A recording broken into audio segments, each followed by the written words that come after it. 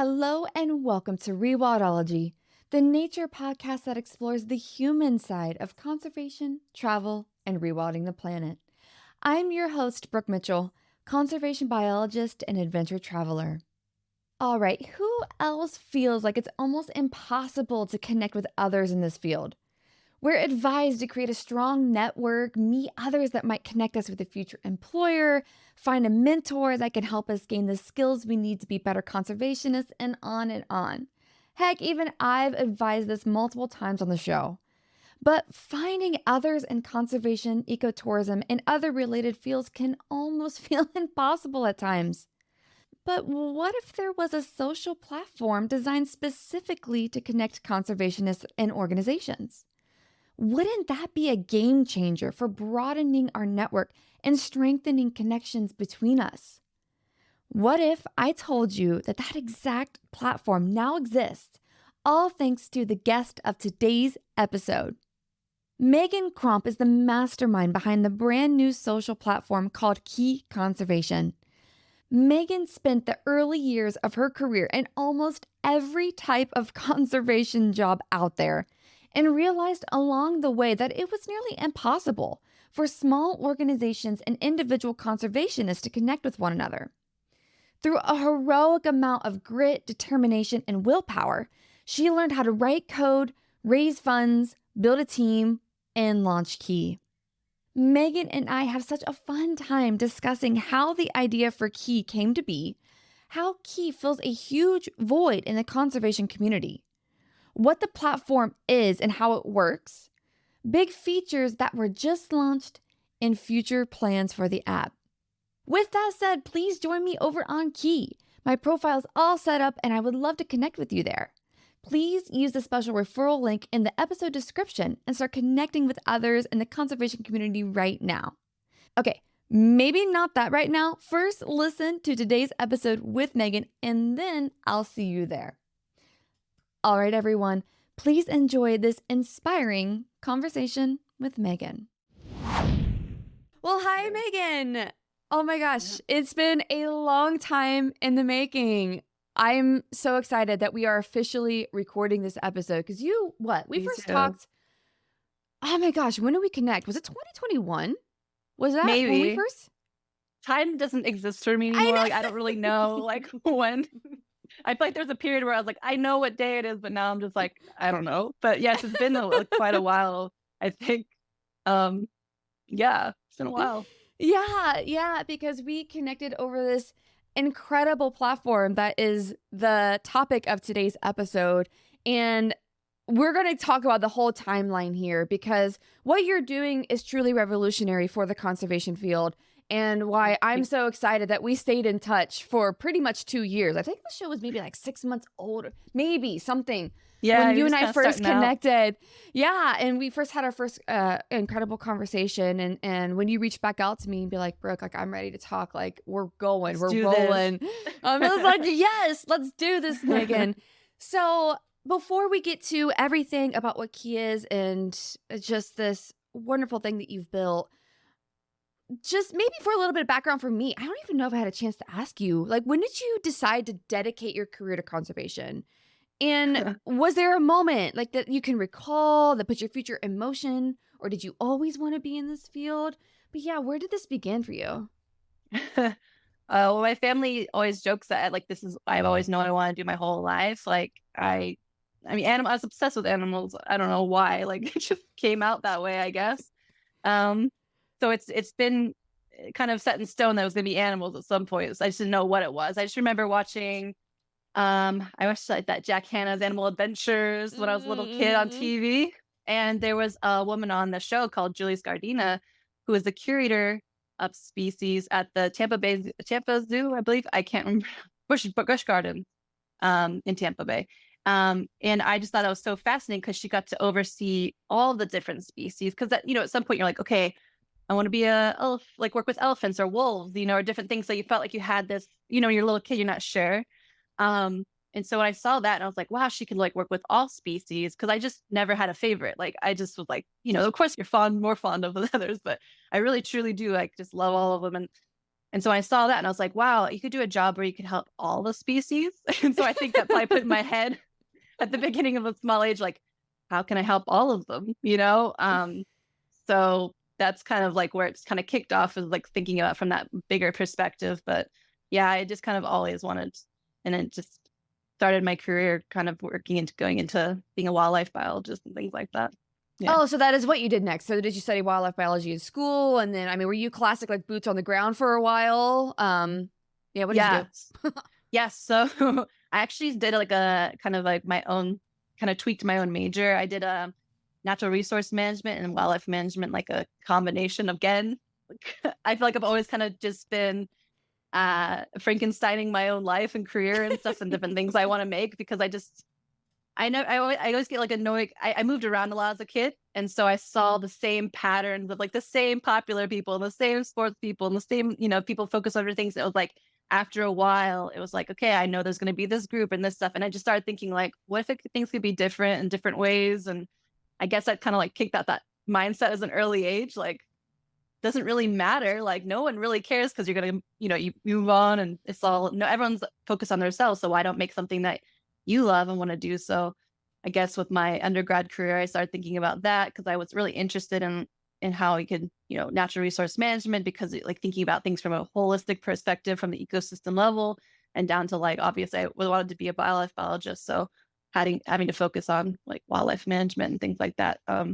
So yeah, that's what I studied. And I, I wanted to do environmental law at first, but then I realized I wanted to get in on the ground.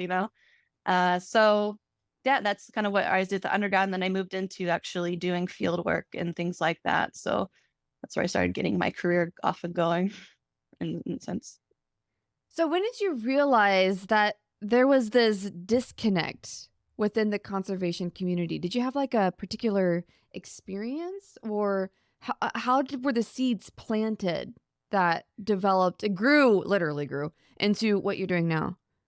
Yeah, honestly, it was multiple different experiences. So I've had a lot of varied jobs. So I've worked with different species and different organizations. I did a fellowship with the San Diego Zoo, doing reintroduction work for the endangered Stevens kangaroo rat. So I did translocations for that. I also worked with the San Diego Zoo again at the Keoho Bird Conservation Center, working with the like extinct in the wild alala, and working about how, doing captive breeding and release, and then like restoring the ecosystems for the release. And then I did invasive plants stuff All over, over. yeah. And I was a park ranger in Yellowstone. I worked in bear management in Yosemite. So I've done a lot of different things. And then and then I did sea turtle research in the Caribbean. And so like all these experiences started feeling like there was a lot of reoccurring patterns, like the same problems were coming through, where there was a disconnect between the work that we were doing and the people around us who wanted to get more involved or had no idea that we were even doing some of this stuff.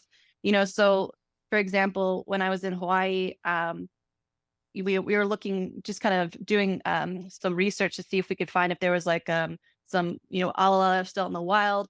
And when you're out there talking to people what we're looking for, people were like, what's that? What's an alala? And like they didn't even know that these species existed, and that we were looking for them, and that there's this whole program behind them. And it's like, you're on an island, and it's like, it's pretty small, not small, but like, people, a lot of what's going on and stuff. And it's like, so it was like, wow, people don't even know this is happening.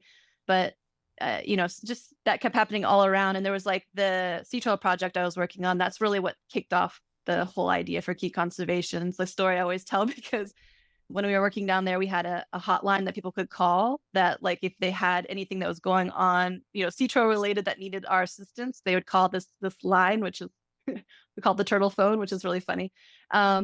And one day we got a call about a sea turtle nest that was being washed out, because the development made the beach really short. So the turtle nested really close to the ocean. So it was, the eggs were getting exposed and getting washed out. Someone's like, you have to get down here, like they're going to get washed away.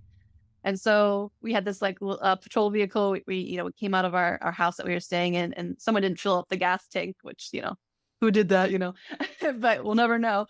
But there's, we didn't have enough gas to get down there. So we're like, okay, we used to keep our projects fund in a jar. in the house. So we'd pull from it and then pay for gas and like necessities for the project. And we went in there and there was like coins left, Oh nothing no. to like, and we're like, oh, crap. And, we got biologists, we don't get paid that much. We got a stipend to pay for our food. We got free stay and stuff, but we had to pay for our food. So we ended up using our stipend to pay for the gas. And I was just thinking like, of course, we were like, it wasn't even a second thought. You're like, we're going to do this. We're going to get down there and do all this stuff. And then, we called the manager and they're like, okay, we'll get you more project funds. But it was just like that constant battle of like, do we have enough? We're not sure. And we grabbed some t-shirts that we had that we would like, sell people like to like raise money, like when we're out there. So we grabbed some of those, we went down and on the way down there, I was just thinking like, this is just crazy to me that we're in this position when it's just so many people around the world like love sea turtles, right? And they would just be like, oh my gosh, I would love to help you in this moment. I'll give you, $10 or $5 or whatever, like just save the sea turtles. And I was like, the only way we can reach out to these people right now is to make a post on like Facebook or, Instagram, and then hope somebody sees it and then they can go to our website. And then, there's no guarantee, there's this whole like difficult, like, flow of getting this the fort and stuff. So, but the irony was like, we went down to the beach and it's actually was on a beach that we nicknamed Millionaire's Beach because it has millionaire like homes that are just millions of dollars. And pretty much everyone that's walking that beach is like very well off. And not for very long. We were like, working on getting that nest pulled out, and there's a whole group of people all around us being like, "Oh my god, this is amazing! Like, how can I help?" And we're showing them what what we're doing, and you kind of educating them like why awkwardly that this development is causing this problem, and they're just like, "Oh, geez, I didn't know," and so it's just like, we sold some shirts that day. We're like, yay, we made our money back. We got our our stipend back. We can use it for our food and stuff. And then we got some more to buy some gas for the rest of the time. And I just so when it kind of hit me, I was like, all right, this is crazy. Like there's so many. I would love to tell people like, hey, like you can get involved in like those hatchlings. They're gonna come. They're gonna actually hatch in a couple weeks, and then we're going to release them.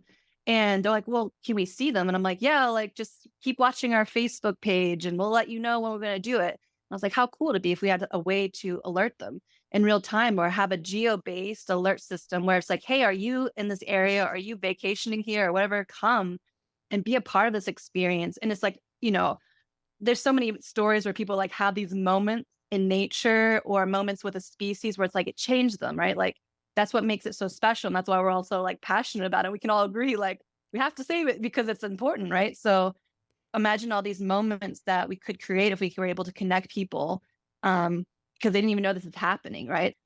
So that's kind of like where wanting to kind of start that with Key.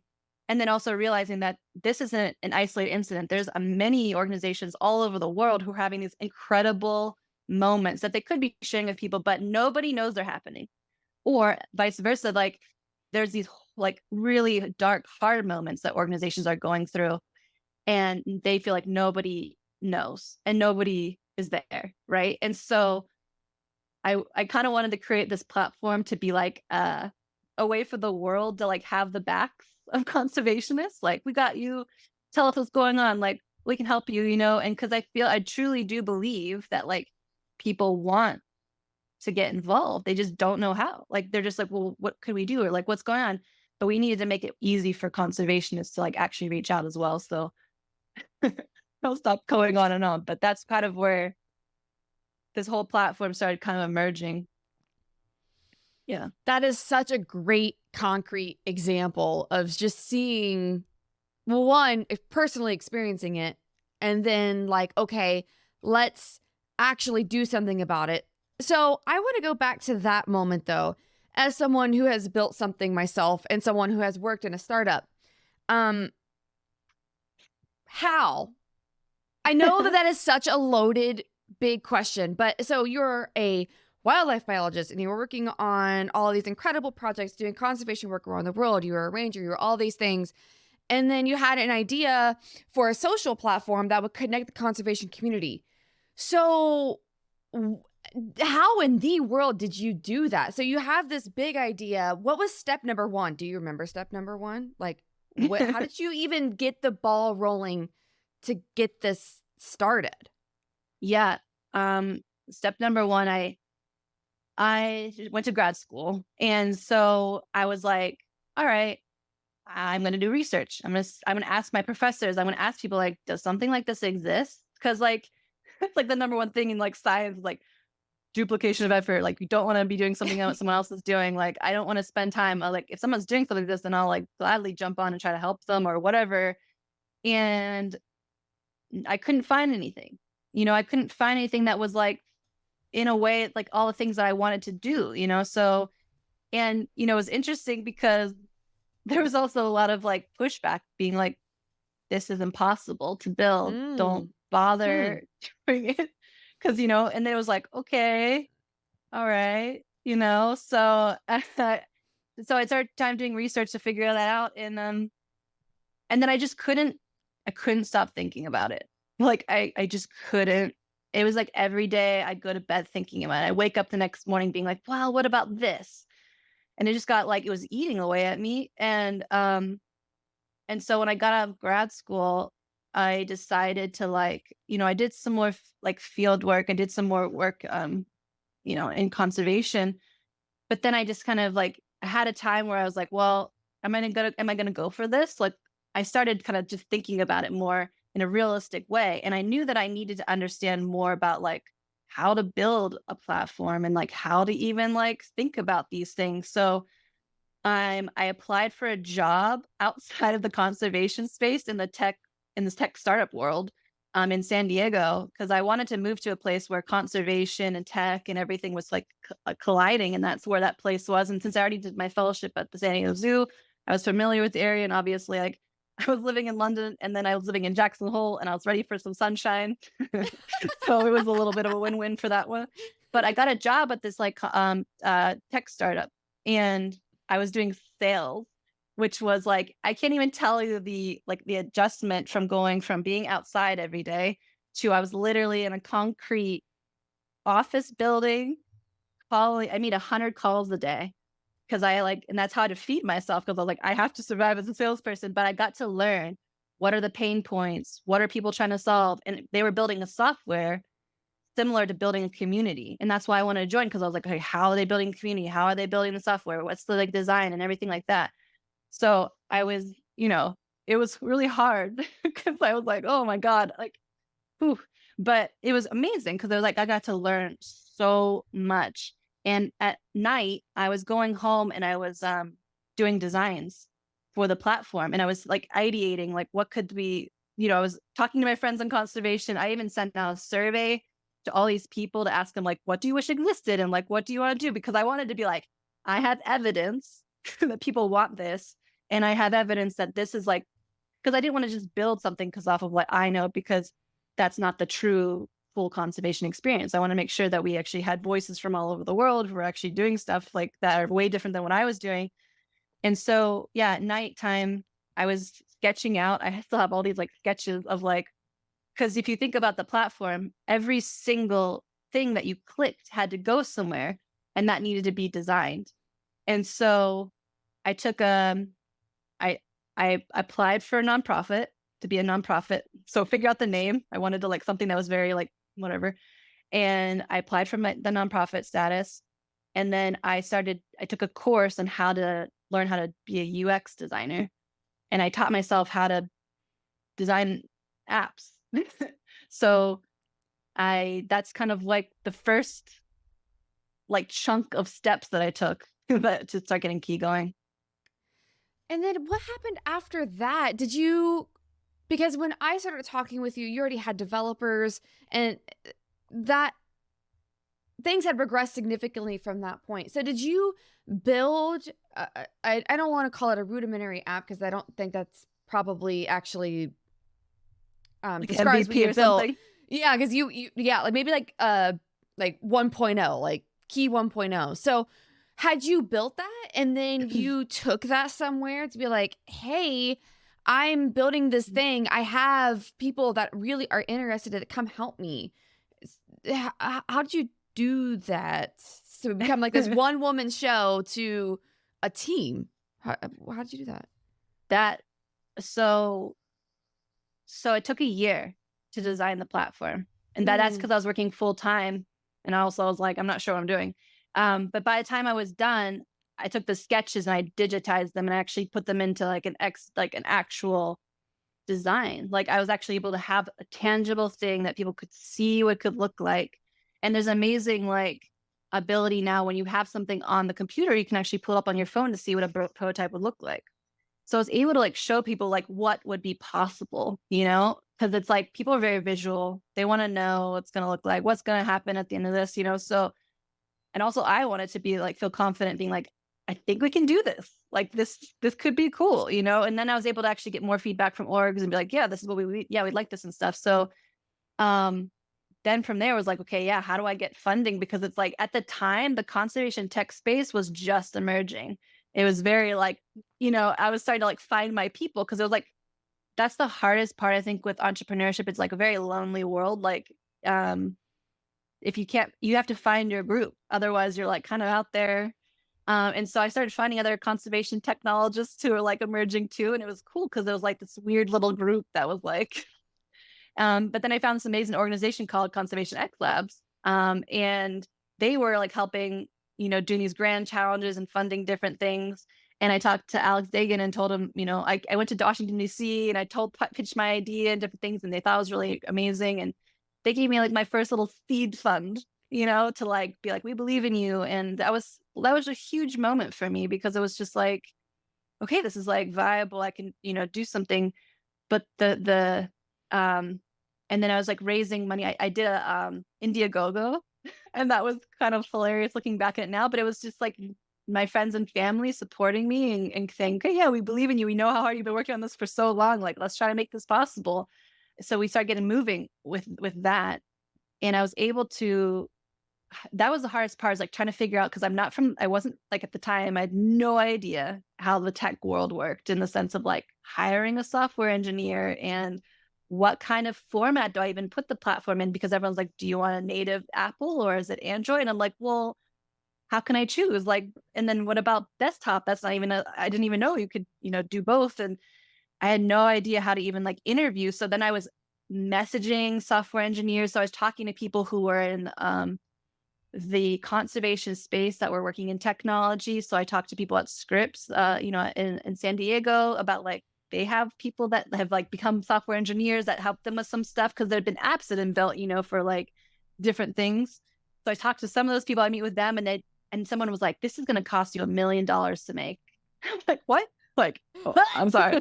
Yeah, like what? And like, and then people were like, "This is impossible. This. You can't make this. You know, you'll never. You know."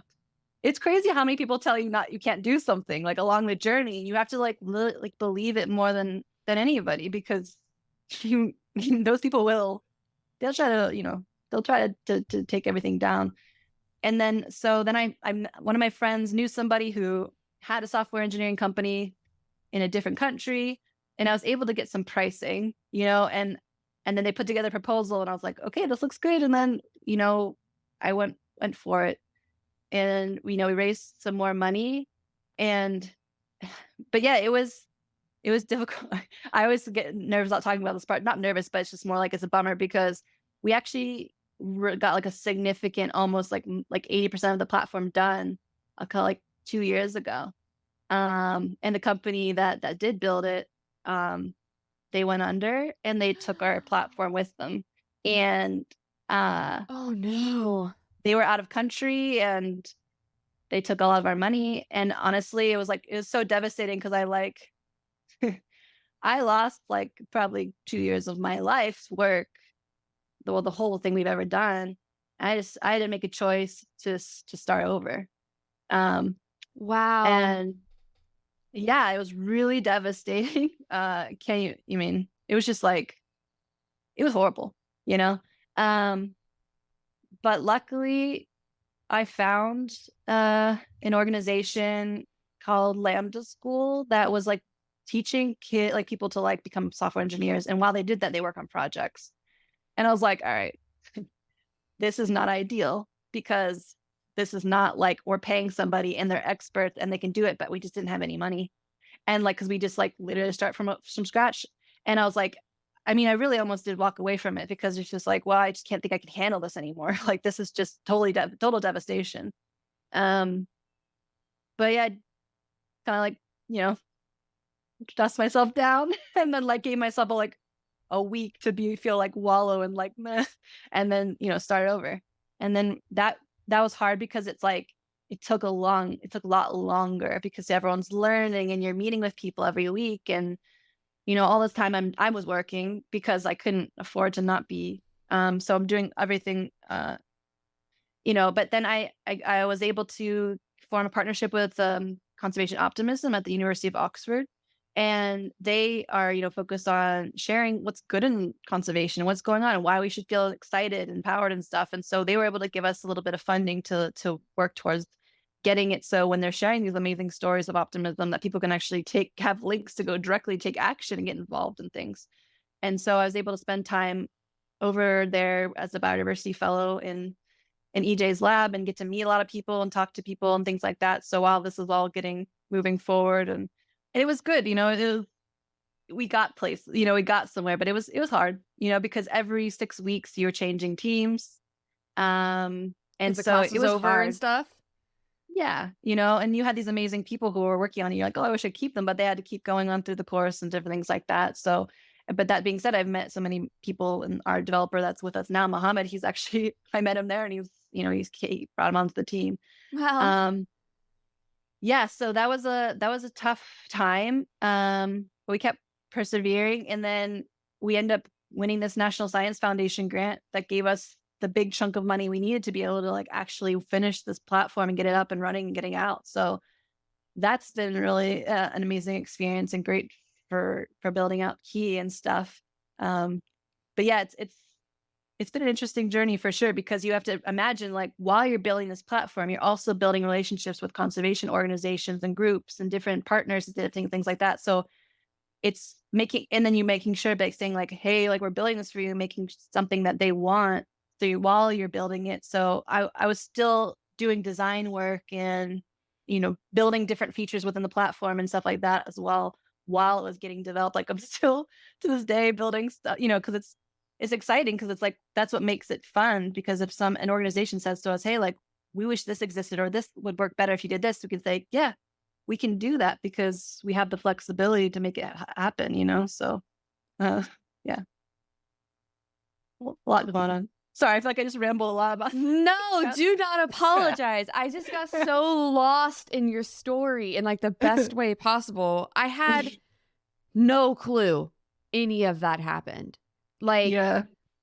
I wish I could toast you right now. I have coffee. I will toast my coffee to you to like, girl, you went through one of the hardest moments. I can only imagine if I knew you back then and I was like a good friend with you and you came to me and like, Brooke, it's all gone. I can. It was that really just sad, shows. Yeah. That just shows your belief and dedication in this platform. I can't. Thanks. Even imagine.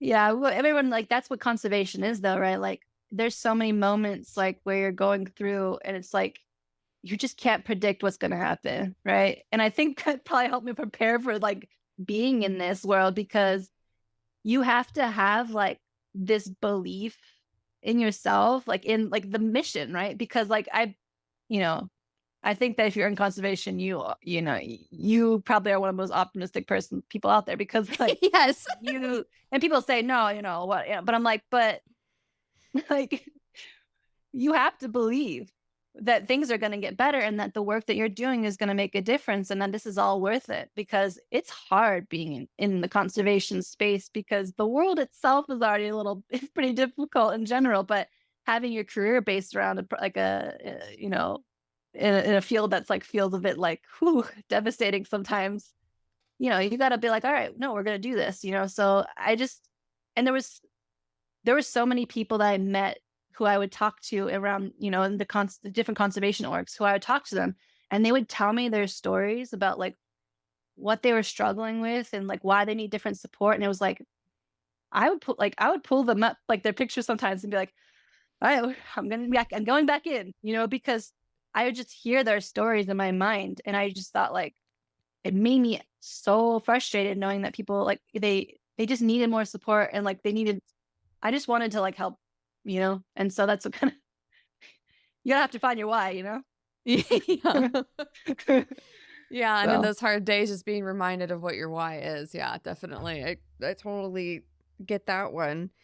And I think yeah. this might be a good time to actually talk about what key is. So, Right. if you want, I know because this is mostly an audio platform. Could you maybe take me through what is key? What is key conservation? What is this thing that you are building from Mhm. however you want to describe it? If you could just like tell us what is key? Yeah. So it's a platform that's available on mobile and desktop where people can see what's going on in conservation and they can get involved in a way that means meaningful to them. So it's, you know, obviously built from a conservationist point of view, but the idea is that an organization can get support in three ways. They can get, you know, itemized funding. So they can say, this is what we need funding for, and they can break it down so people can see exactly where their money's going towards and saying, you know, $5 that the gas to help save the sea turtles or whatever, or what, you know, help support the team. And then they can also give their professional skills. So I always say, no matter what you do in the world, you can use it to help for conservation. So you can, we've had like lawyers who we have a whole team right now that's helping us with legal, like pro bono. Like, so you can, if you're a lawyer, you can help a conservation organization. If you're a mechanic, you can help fix a patrol vehicle. If you're a drone operator, you could help with like remote, you know, surveys or something like that. It doesn't really matter what it is. It's honestly, you can use it. So connecting conservation organizations and people with these skills to find these amazing opportunities. And then last is in-person volunteer opportunities. So it's like geo-based, you know, push notifications that you can get. If you're your local town or if you're traveling around the world, you can see what's going on and ways for you to get involved. And that can kind of go for events too. Eventually, you're going to have events in there as well. But what really makes Key, I think, unique is that like after like, you know, while this is going on, after you've given your contribution, the organization can send you updates as the project progresses, and then, you know, videos at the end saying, look what you helped us achieve. So the idea is that when somebody comes onto the Key Conservation platform, they always will go away with feeling like hopeful. And our tagline is empowering hope because there's always actionable steps that you can take to make a difference or get involved, you know? So that's the core of what Key is. But there's so much more behind it when we look at it from a conservation point of view, because we're building a community where people can like find other conservationists and who's working on different research topics and things like that. So they can collaborate and find each other and work together. We're going to be building out groups to help support, you know, collaborations and things like that. But really, it's exciting because you can use a person can see your impact. You can see how many species you've helped and ways that you've contributed, kind of like a Spotify wrap up at the end of the year. Like, look what you've helped do, you know. But the platform itself is like based in science. So, you know, we pull in data from GBIF and the IUCN Red List, so you can see the species, learn what's going on. And our, you know, our goals is to help fill data deficiencies and research that needs to be done. So, helping fund expeditions to, you know, get more information about species and help with restoration and just really make sure that the organizations themselves are getting support they need to be able to take care of their teams as well as their do the mission. So um yeah, that's kind of the core, I guess. Yes, that's so good because you made sure that I got on it before we sat down, and I'm completely in love with the platform. And so maybe, so this concept is new. We're all on social media. We all understand how they work. We get Instagram, we get all of these other things. So let's Mhm. say that somebody listening is very interested in joining as an individual. Mhm. Maybe could you talk a little bit more about, I guess, how would that work? You don't have to be like, you sign up here and you do this, this, and this. And we don't have to go down that. I mean, more of like somebody listening is an individual and they want to connect more in the conservation community. Like, Mhm. how could they best utilize the platform as an individual? And then Yeah. maybe after that, if you could also maybe discuss if somebody has an organization and they want their organization to Oh be yeah. on it.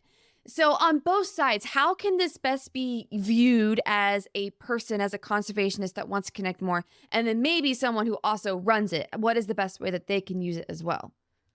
Yeah. So from the individual side, when you come onto the platform, you're signing up. I'm not going to go, but like you can actually select the skills. Like, so we have a bunch of skills that you can select that you're like, I want to give this type of skill. And that way, when an organization creates a campaign post saying, like I said earlier, we need a drone operator, you'll get an alert. So you won't miss out on opportunities that are made for you or whatever. And also from the perspective of like you can also add your locations and stuff like that. So if you are in a certain area, you can actually scroll down, and when there's like a volunteer opportunity, it'll like glow green when it's close to you. So you're like, okay, this is exciting, I can get involved, and you'll get an alert as well saying like, hey, this is within your range, do you want to get involved? So it's a great way for organizations to like tap in to people that are already in their area without having to be like, hey, are you even close to me? It's like they already know and they're already getting alerts, which is like saves a lot of time.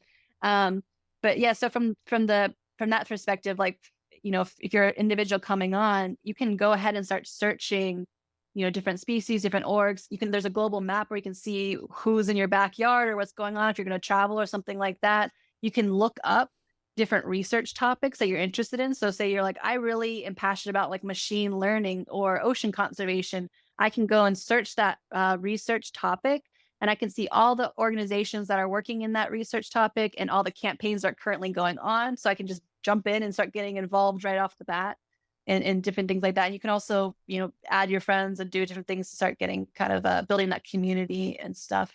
And then from the org side, same thing. You come on and you can sign up. So each organization that comes to the platform has to go through an application process and a vetting process.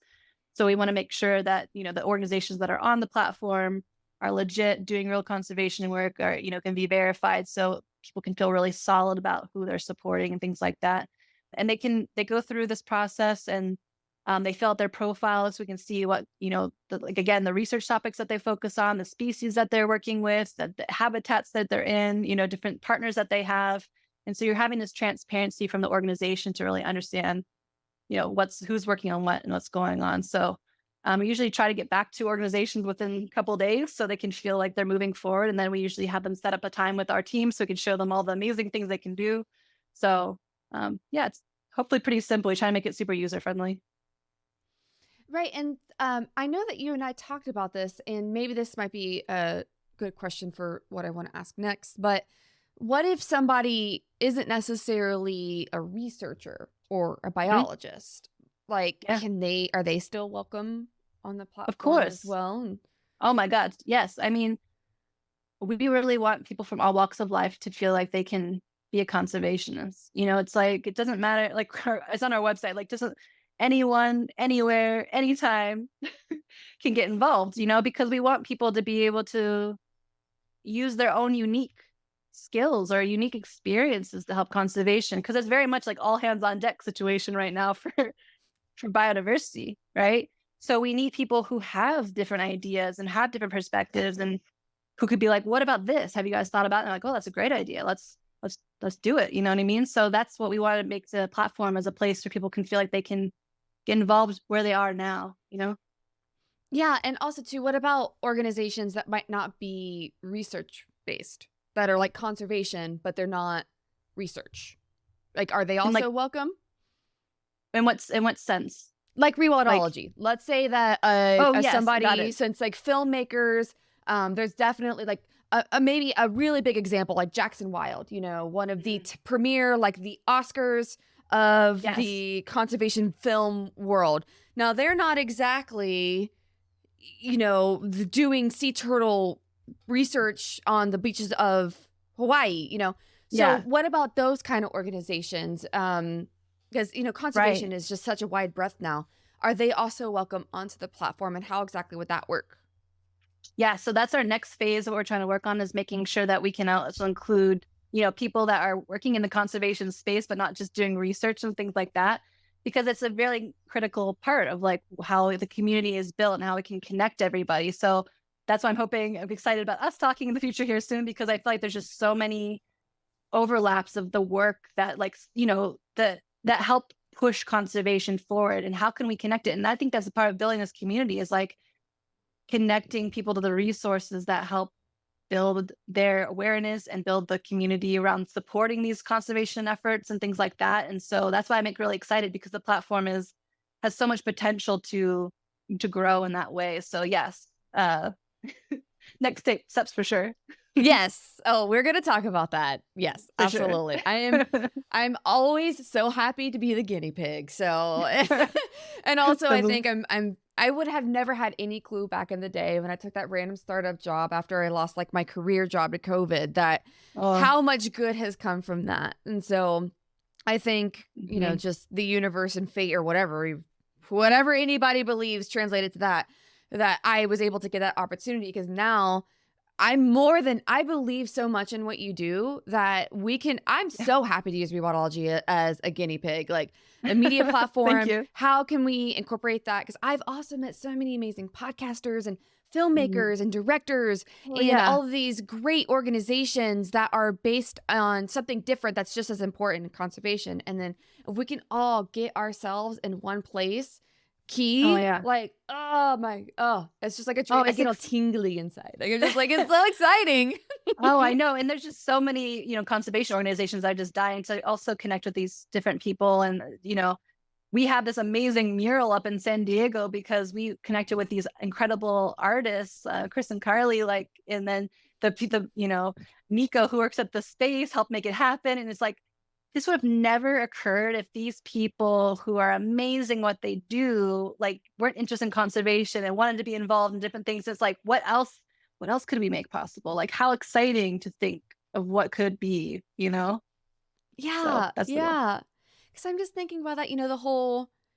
I don't have that hard of a time connecting with people, maybe just Mm, because I know how to network, but not everyone does. And so to think, yeah. just even from an internal standpoint, like where do you even begin? Or if somebody's just starting their career, they're 18 going into college, or they're 22 and they Yeah. just graduated with their bachelor's. And then you have that overwhelming feeling of like, I don't even know where to go to Right. meet Like people. where to start? Like where is my community? Like I said to you before, like having a community is so important. And it's like those, and then the people that you meet and they shape your career. And then you can, I think mentorship is so important. Right. And then like, it's just in getting different perspectives, like, your lived experience might be very different from somebody else's. Like, how can we share those experiences so people can feel like, okay, well, I didn't realize that. Like, that's really interesting. Okay, how can I help with that? Or, thinking about it from a different way because people are going to be helping push laws and helping build things and stuff like that. We need to have this varied experience so we can make sure it's as inclusive as possible, right? So having all these people connected, not just in their own little echo chamber, is a really important part of that, right? Like, it's just fun. It's fun too, right? Because it's like you get to meet all these different people, and you're like, wow, I've always wanted to learn how to do that. That's really cool. Or it's Yeah. fun, you know? Oh, I love what you're doing so much. And this is like Yeah. just, I mean, yeah, of course we're sitting down for an episode and that's the whole point of why we're sitting down. But like, I really am excited about what you're doing. Like, Thank you. It means a lot. I'm, I'm freaking stoked. Like, I really want to help contribute to what you're building because I believe in it that much. And so, yeah, we'll Thank have a you. lot more continued conversations about all of this. And to everyone listening right now, like by the time this episode goes out, I'm going to make sure that I'm really in depth and knowledgeable on the platform because I want all of you to come on too. Like, come join. Finally, we have a Yes. community where, like, one of the only ways before that I even knew how to connect with other people was I would go on like hashtag conservation on Instagram or something. Oh yeah. I know. Because how Yeah. else do we connect? And Yeah. how else, especially since we're such a global community and there's these amazing people that barely even have the resources to even have like a marketing person. So what are the odds Mhm. that we're ever going to find them? And For so sure. Yeah. I'm so excited. Yeah. And it's really cool because like, there's some people just like they love marketing, right? Like Hmm. and like there's some people just like, I love this. And I'm just like, wow, I can't think of anything worse, you know? You know Yeah. what I mean? But like I'm just kidding. But like, but that's what I think that makes the world go around and that's what makes it so exciting, right? So how could we do that for conservationists? Take the thing that like makes them like dread that they can someone's like, I would love to do this. And it's like that's exciting, you know? Exactly. I completely agree. So what's next? I guess you've kind of described a little bit about some big features that are currently up and running, and you can go ahead and list them again if you want. And then also, what is you and your team working on? Like, what is the next phase? Because I doubt that you're going to be stopping anytime, quote unquote, stopping. You never stop, but stop building anytime soon. So, yeah, Yeah. what is next for your team? So I'm really excited because we're working on getting the funding first phase of our funding feature out, so organizations can actually get that itemized funding set up. Um, Conservation funding is one of the biggest issues, like trying to make sure that some of these places that are in the, organizations that work in super high biodiverse areas have a harder time getting funding. And so we're trying to work on making that simplified and more streamlined. So that's why I say first phase, because there's this, we're getting the first foundations of like the payment platform figured out. And then we're gonna be working on the next phase of getting more options and things up and running. It kept me up at night because I was like, I didn't want to release any of it until it was all figured out. And everyone's like, you need to just start somewhere. And I was like, fine. I just, I just feel bad because I want everyone it to be even, right? That's like a biggest part of what I'm trying to do at Key. But anyway, so that's coming out next, which is I can't wait. And then we have the job board, what's going to be coming out. So we had a lot of orgs saying, or people coming on, be like, hey, are there any places to look for jobs? So we're going to make it possible for orgs to create, put internships, jobs, part-time jobs, contract work, anything onto the platforms. They can get people who are interested in getting involved in conservation jobs, because there's so many people out there like, I'd love to like make this transition. How do I do that? So they can actually find those opportunities within the platform itself.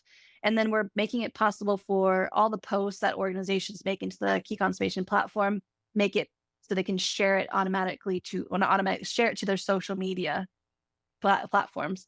So really streamlining.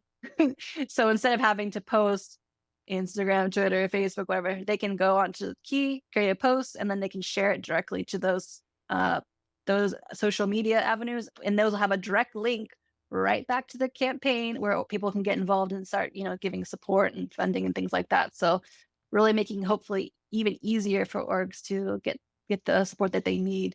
But then, if our goal is to raise more funding so we can actually get start the next phase of development, and that's going to be looking at how we can do native languages. So you can auto translate so people can write things in their native languages, and then people can translate it from wherever they are in the world. And so it's really becomes more of a universal thing.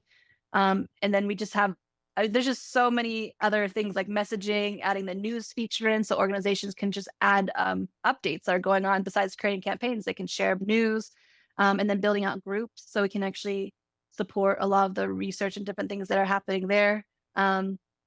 And our good news feature, which is I think is going to be exciting, where people can just come and see all the good news that's happening in conservation, feel inspired, and hopefully they can come there for that dopamine hit and leave by taking some action and getting involved with orgs. But that's kind of like what's on in the front of my head right now, what we've got going on. But we have a whole map of what we desire to create. But what's exciting is the next feature might be something that an organization suggests, because they gave us feedback, so who knows? There might be something else that's going to happen next that they've put up on there. So we'll see.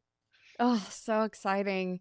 And since the Rewildology audience is very diverse in who listens and what they do and where they listen, is there anything specific that you or your team needs? If you could almost make like a recruiting call right now, is there anything that you're looking for, or specific feedback, like a group of conservationists that you could really use their help with?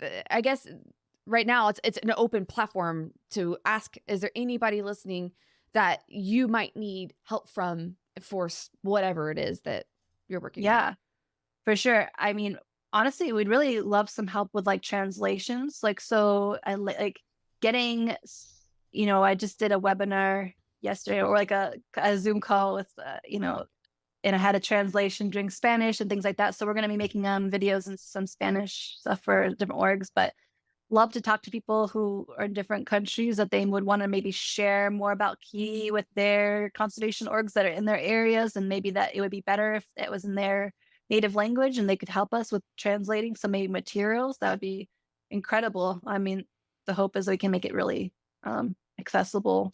And then honestly, just getting on the platform and like checking it out and testing it, like telling us like, hey, do what do you like about this? Is there feedback? Is there ways you can make it better? Like, because like now you can get on and create your own profile, and then sending conservation orgs our way that you want to get more support, we can help. Like, that would be amazing.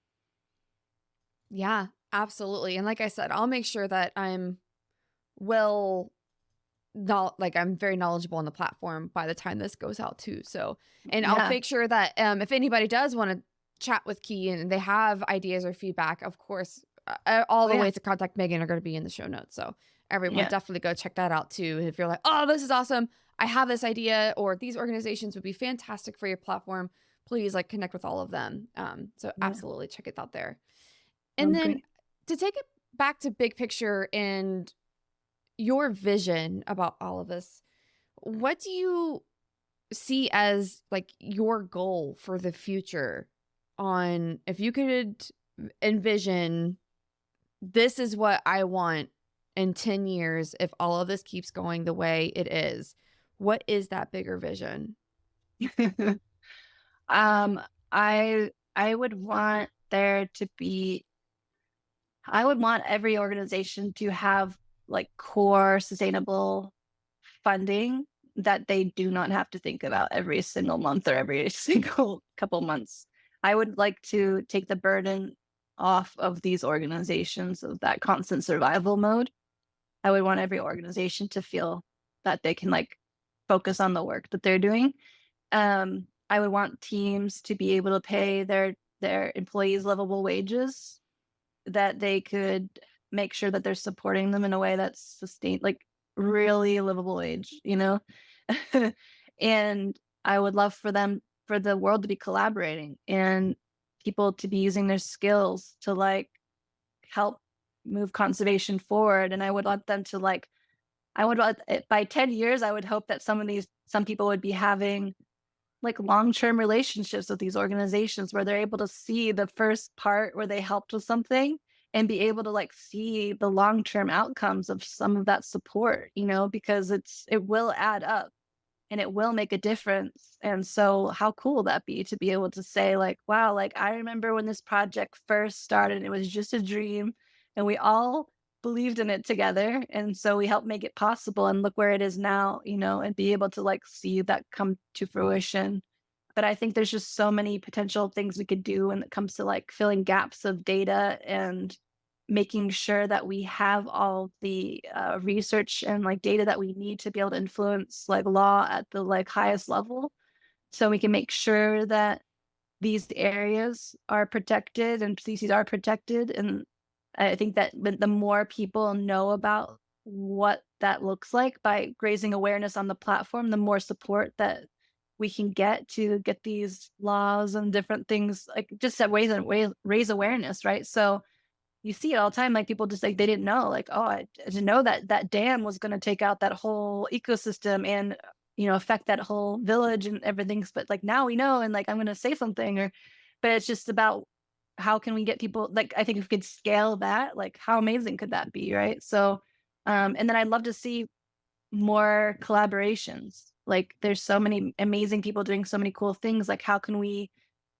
join the dots between who's doing what, or like the dreams that of what people have? Because I talk to people all the time, they're like, if I could, if only. And they're all these amazing ideas, like, oh, I want that to happen, right? So like if we could empower more of those amazing ideas, like wow, like just half of them, just thinking if they all existed right now, like, and we do change everything. So if we could have a safe space where people could say, I have this dream because this, and then other people like, that's a great dream, I'm gonna help you, and then we could see all those things come. So I guess that's kind of a weird answer, but there's a lot of different things, I guess. There's way more stuff, but I don't know. Stop talking. A lot of things, everything. Yes, no, that was wonderful. And like this next question, I always love to ask as well, because you have a very unique background in the way that I mean, your story sounds incredible. A lot of the stuff I didn't even know. And If you could give the people listening at least one piece of advice from maybe your experience or what you've just learned over the years, or maybe something that was given to you that really stuck with you, what would that advice be? I always like the quote, like 8 seconds of bravery can change your life. And I think that goes with a lot of things. So you can do it. It can be for your career. It can be for like just life in general, because like I think we all have this desire or something that we want to do inside of us. Like, oh, I wish I could do that. Or that's like, I wish I could do this idea or talk to that person. Right. And it's like, there's that where it's like, just do it. And like, then you have to ask. Right. So it's like, you know, always ask. Like it's always worth trying to, because there's no way I'm sitting here right now without the tons of people behind me who have said yes to me asking questions, and or stepped up and like helped mentor me or believed in me, and half of that time is just asking questions and like being brave, and being like, okay, like I don't, and then admitting like I don't know any of this. I don't know. And like just being okay with not knowing, you know what I mean? And so I think with my career, like I wanted to I always knew I had in mind I wanted to understand different perspectives. So I always try to do different types of jobs where I could be like, okay, why are people interested in this? What's the call? Why do people become so obsessed with birds? So working with birds, you're like, oh, I get it now, like I get it, and you can connect with people. And like, so I guess the advice would be uh, just be brave and come into conversations with a learning mindset. And uh, just, you can't hurt to ask, like most people, if you come with like a good heart and like a good intention, I think are willing to help. So yeah, I don't know if that helped. That was wonderful advice. Oh, Megan, you're such an amazing person. And I'm Oh, sure geez. that people listening are going to be so impacted by you and your story. And so let's say that Well, somebody, they're like, sign me up. Where do I go? What's all the things? Just spew the links. How can someone sign up for Key? Maybe how can someone follow what you're all doing when new features are going to be dropped? If there was someone yeah. wants to contact you or your team, maybe they have some Mm. feedback or ideas. What is the Yeah. best way to do all of that? Yeah, I think the easiest way is going to our website, keyconservation.org. It has the links to go to download stuff in the App Store, to go directly to the desktop site. Easy enough. There's also ways to contact me there, but you can always contact me at megan@keyconservation.org. So that's really easy. Yeah, that's the main drop spot where you can go for everything. And of course, I always love to have all of that in the show notes. So everyone just go to rewildology.com, go to this episode, and all of that will be just a couple clicks away, and you will be in touch with Megan. You'll be signing up for Key Conservation and connecting with me there, hopefully, connecting with Megan, connecting with everybody, the whole conservation community. So, Megan, thanks again for Thank you. reaching out in 2021 and keeping your vision in your eyes, your scope, your future, everything, because now you've built something beautiful that I'm more than happy to support. And Thank I you. Well, can't thanks for wait to believing get your us. story out. Thank you. I appreciate it. Thank you for all your support. It really means a lot.